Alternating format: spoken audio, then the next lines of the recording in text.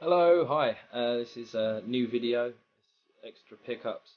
I guess it's just a continuation.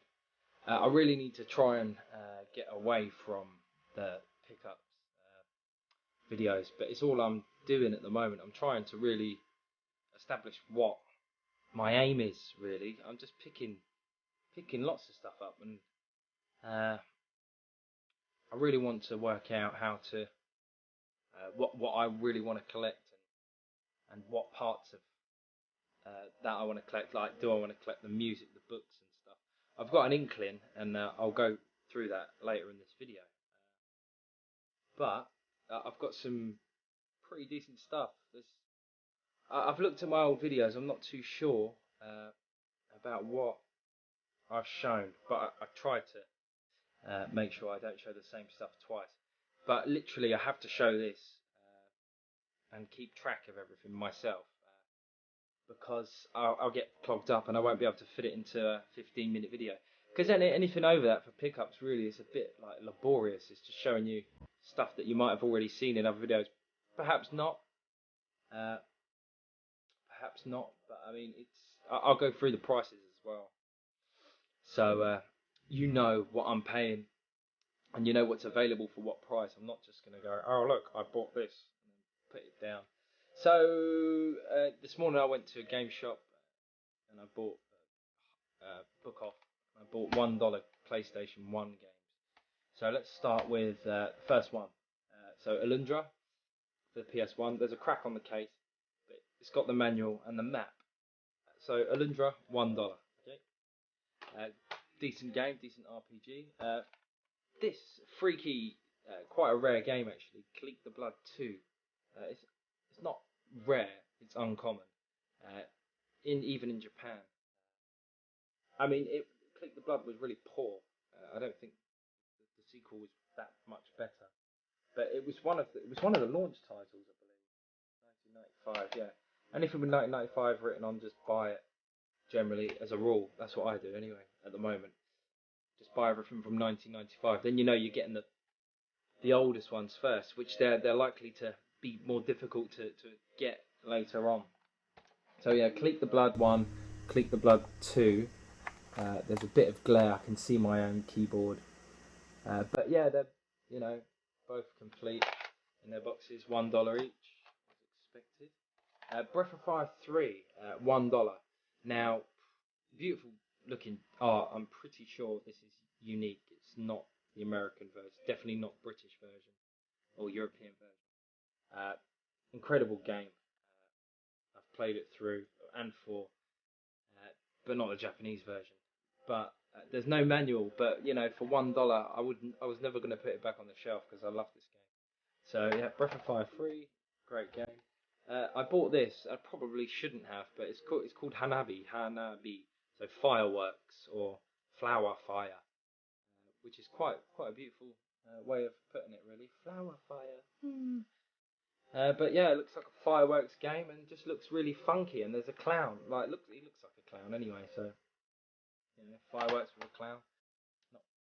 Not. So I bought those today. The other day I went out and I bought. I paid actually too much for this. I paid $9, which was a fucking shitload for Japan, really. Because I saw it in another shop for $5.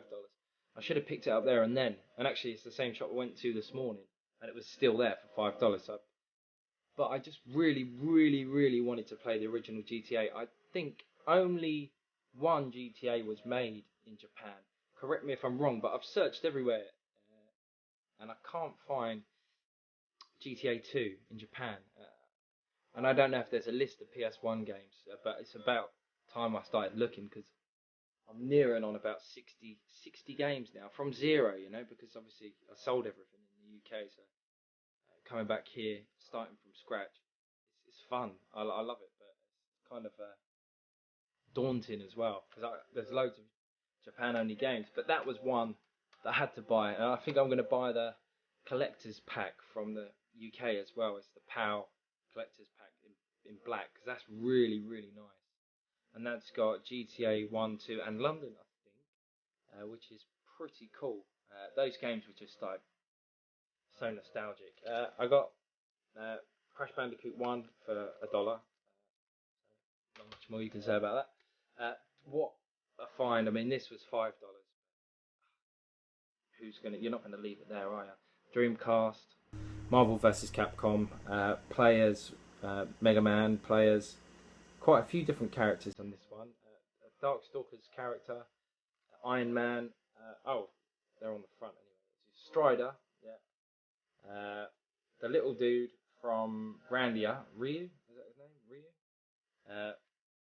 But yeah, loads of characters: Gambit, Cyclops, Wolverine, Venom, Captain America, Chun-Li, you name it. Anyway, awesome game. I've got number 2 for $3, but number 1 might be harder to come by. Plus, I just love the game art. It looks awesome, all those different characters in one game. Dreamcast logo, can't go wrong. So that was the Dreamcast pickup, obviously. Another Dreamcast pickup, Evolution 2. This game's super rare, PAL. And there's a few people that actually like this game. I haven't played it. It's actually still sealed in the book off sort of packaging. So it was 250 yen, $2.50. But it's an RPG for the Dreamcast, so there's not many RPGs on the Dreamcast, so always worth buying them. So I went into Hard Off in Kumamoto, which is where my wife's parents live, and I went over to the junk section straight away, as you do, like a vulture, and I found Virtual Boy games, so Galactic Pinball, some Bomberman type game, some Mario tennis game, some robot game, golf game, Virtual Boy, virtual 3D shooting game, Vertical, and Tetris. They came with the controller, half of the Virtual Boy, which is this thing here, and also came with a power pack, which is the same power pack that powers the Famicom and the Super Famicom. So I've actually stolen it from this, because whoever's going to buy this, I don't know if they're going to have the power pack. I hope they do. I hope they have a Famicom and a Super Famicom, because I don't really want to post it. It's just like sending a power pack. It adds so much to the postage, and it's a pain to package. So I just think, just send the controller, because I'm selling this. Obviously, I don't need half a Virtual Boy. I'll never need half a Virtual Boy, and I'm not going to buy one, because apparently they give people headaches. Yeah, I'm not too keen on stuff like that myself personally. So anyway, $20 paid for that. Should be a bit of money if they sell.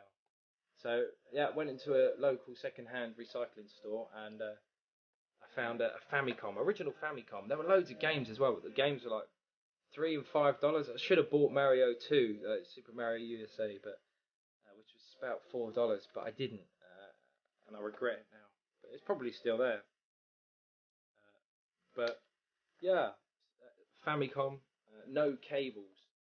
That's why I've stolen the power adapter from the Virtual Boy for this, basically. So now I've got power adapter, 2 controllers. All I need is a TV aerial, because I don't even know if it works. If it doesn't work, I've got I've got a screwdriver. This only takes a Phillips screwdriver, so I can open it up and take a look. So, but yeah, a Famicom for $5. Really, really, really good deal there. So yeah, let's stick that on the floor. Bit of a stomachache. Okay, so in the Kumamoto junk section as well, I found a Famicom disk system. So this was $20, and it's come to box. No manual, unfortunately, which is a bit of a shame. But it really is in pretty decent shape. It looks dirty actually, because I haven't wiped it down. Plus, it's got some black mark from where I stood the Famicom on top. But yeah, this is Famicom disk system. Look at the front; it looks pretty clean. I've put the discs in, so mechanically it's working. I've got a disc, luckily. Mechanically it's working. It comes with its own power pack, because it takes power and the RAM pack that goes from the cartridge slot on the Famicom into the back of this to communicate, obviously. And yeah, the power pack, this is what they look like, the 2-pin Japanese 100 volt. The output is output's 18 volts. Oh no, DC 10 volts, 850 milliamps. So the input obviously is here is AC 100 volts, 50/60 hertz, because they've got two different frequencies in Japan, and I think their electronics are designed to deal with that difference in frequency. Because I think Honshu, like Tokyo side, is 50 hertz, and Kyushu and the west side is 50 hertz, because of they bought different big transformers at the turn of the 20th century to power the grid system, and they were bought from two different electrical companies. In America, I think General Electric was one, and another one was another one, but it basically powers the grid in different frequencies, and they've got like this massive set of converters or whatever it is to change the frequency modulators, perhaps, on the border somewhere, physically, like on the border, changing the frequency from one region to another, which is pretty cool. I'm going to have to shoot through the rest of this because I've got no time, but I got a Super Famicom as well, which was boxed with the manual. The Super Famicom was slightly yellowed inside, so were the pads, and the box is pretty beat up, but I mean it was $16 and it came with everything, so, and it works. $16 Super Famicom, bargain. Okay, so that's that. Now my star buy, and this is like something that it's just gorgeous. I'm gonna actually lift up the camera, turn it round. So basically, it's N64 clear blue. Original price $140 or 14,000 yen. So what I'm going to do quickly is you can look at me for a second, and then I'll open it up. And I opened it up when I opened it up because it was sealed in plastic, and I opened it up when I got into the car. I didn't open it up in the store, but it's got like the manual, the instructions, all packaged nicely. Now I cannot see a single mark on any of this. This looks brand new. I mean, I've looked for everything. I mean, everything's shining as if it's brand new. I can't see a single scratch. Under the light, I can't see a single blemish or a single mark on this. It's just flawless. So I don't really know if someone really looked after it, or let's have a look inside the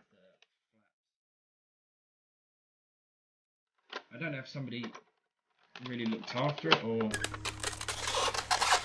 whether it's just brand new, but it's just a nice piece of equipment. So I paid $65 for that, but that plays American games and Japanese games. So for me, that's like a really super and necessary buy. But then I'm frightened to use it now because it's brand new. It's I don't think it's been used. It doesn't look like it's been used. So for $65, it's a lot of money, but it wasn't in the junk section. It was a working item. So that's why it was $65. But yeah, I mean, well worth the money. Look at the condition. I mean, it's shockingly good. So happy with that. So quickly, I've got 1 minute. Okay, Tiny Toons, $1 junk section. It works. Zelda junk section. You can see why it's absolutely filthy. The contacts were filthy. Didn't work, but I cleaned it up with a Q-tip. No alcohol. Don't have any alcohol yet, but I cleaned it up with a Q-tip. Like, took me about 5 minutes, I suppose, and works now anyway. So I got Zelda for $1. Brilliant. Donkey Kong 2, $1. Clean, very clean. That was $1. Konami game selector. Plug in your S-Video and your component. It's made by Konami. It comes with a remote control originally. $3 in the junk section. No power adapter. No remote control. So pretty annoyed with that. Okay, Final Fantasy 8 book, $1. Okay, it's some sort of atlas. Final Fantasy 8 Wish You Were Here book as well, $1. That's it. So I'm starting to collect books as well. Thanks for watching. Take care. Bye bye.